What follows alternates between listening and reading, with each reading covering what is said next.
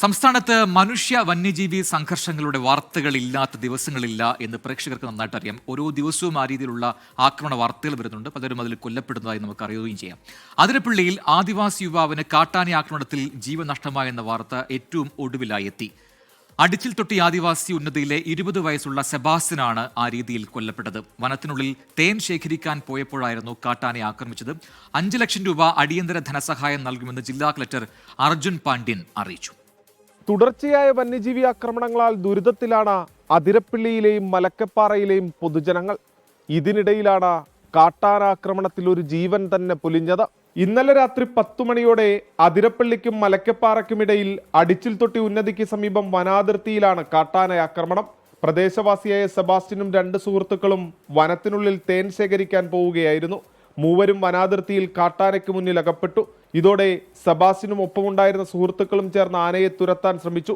ഇതിനിടെ ആന തിരിഞ്ഞ് സെബാസ്റ്റ്യന് അടുത്തേക്ക് ഓടിയെത്തി തുമ്പിക്കൈ കൊണ്ട് എടുത്തെറിഞ്ഞു.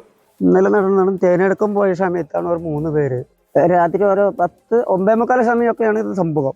കോളനി തൊട്ടടുത്താണ്. ഇവരിത് രാത്രി തേനെടുക്കാൻ പോയി. ആദിവാസികൾ ഇപ്പം തേനിന് ശേഷമാണ്, അതുകൊണ്ട് എല്ലാ ആദിവാസികളും ഇങ്ങനെ തേനെടുക്കാൻ പോകും. ഇങ്ങനെ വഴിയിൽ വെച്ച് ആന തട്ടി.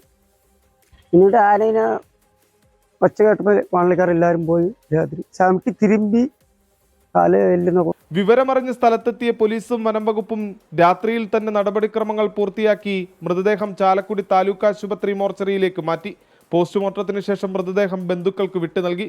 സംസ്കാരം ഇന്ന് നിശ്ചയിച്ചിരുന്നെങ്കിലും കനത്ത മഴയെ തുടർന്ന് നാളത്തേക്ക് മാറ്റി. ഉന്നതിക്കരികിൽ തന്നെ കാട്ടാനാക്രമണമുണ്ടായതിന്റെ ഞെട്ടലിലാണ് അടിച്ചിൽ തൊട്ടി നിവാസികൾ.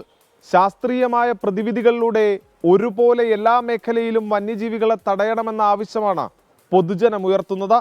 കാലങ്ങളായുള്ള ആവശ്യത്തിന് ഇതുവരെയും പരിഹാരമായിട്ടില്ലെന്ന പ്രതിഷേധവും ശക്തമാണ്. തൃശ്ശൂരിൽ നിന്നും സൂരജ് ജി, 24. പൊതുജനം കഴുതയല്ല സാർ. ഈ വന്യജീവി ആക്രമണങ്ങൾ ഉണ്ടാകുമ്പോഴൊക്കെ അല്ലെങ്കിൽ ആരെങ്കിലും കൊല്ലപ്പെടുമ്പോഴൊക്കെ ഈ അടിയന്തര ധനസഹായം അത് ഉറപ്പാക്കുന്നുണ്ട് സർക്കാർ. പക്ഷേ അതുകൊണ്ട് മാത്രമില്ലല്ലോ, എത്ര പണം കൊടുത്താലും നഷ്ടപ്പെട്ടു പോകുന്നത് മനുഷ്യജീവനാണ്. അതിന് പകരം വെക്കാൻ കഴിയുന്നതുമല്ല. ആ കുടുംബത്തിനും അയാളുമായി ബന്ധപ്പെട്ട അല്ലെങ്കിൽ ആ കൊല്ലപ്പെടുന്ന ആളുമായി ബന്ധപ്പെട്ടവർക്കാണ് ഏറ്റവും വലിയ നഷ്ടം. അങ്ങനെ ഒരു മനുഷ്യജീവന് പകരം വെക്കാവുന്നതല്ല എത്ര ധനസഹായം നൽകിയാലും. പകരം എന്താണ് ഓരോ ഇടത്തെയും ആൾക്കാർ ആവശ്യപ്പെടുന്നത്? ഒരു ശാശ്വതമായ പരിഹാരം ഈ വന്യജീവി ആക്രമണത്തിൽ നിന്നുണ്ടാകണം. അതിപ്പോൾ ആനയായാലും പുലിയായാലും കടുവയായാലും നാട്ടിലേക്ക് ഇറങ്ങി വരുന്നത് തടയണം. അതിനായി എന്തു ചെയ്യാൻ കഴിയും എന്ന ചോദ്യം മാത്രമാണ് ബാക്കി വന്നത്. ഇപ്പോൾ അതിരപ്പള്ളിയായും മലക്കപ്പാറയിലായാലും വയനാട്ടിലായാലും എവിടെയായാലും ഇതേ പ്രശ്നം, ഇതേ ചോദ്യം ഉയർന്നു വരുന്നുണ്ട്. ചില പ്രതികരണങ്ങളിലേക്കാണ് ഇനി.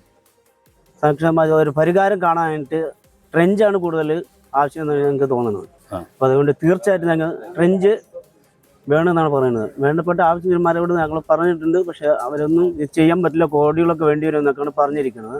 എന്നാലും ഞങ്ങളുടെ ഒരു സാക്ഷരത പരിഹാരം കാണണമെങ്കിൽ തന്നെ ട്രെഞ്ച് തന്നെയാണ് ആവശ്യം. അതിരപ്പള്ളി നിവാസികളെ സംബന്ധിച്ച് ഏറ്റവും ആപത്കരമായ ഒരു ഘട്ടത്തിലൂടെയാണ് ദൈനംദിനം കടന്നുപോയിക്കൊണ്ടിരിക്കുന്നത്. ഏത് നിമിഷത്തിലും കാട്ടാന ആക്രമണത്തിൽ മരണപ്പെടാം എന്നുള്ളൊരു ജീവഭയം കൊണ്ടാണ് അവിടുത്തെ ആളുകളെല്ലാവരും ഓരോ ദിവസവും തള്ളി നീക്കുന്നത്.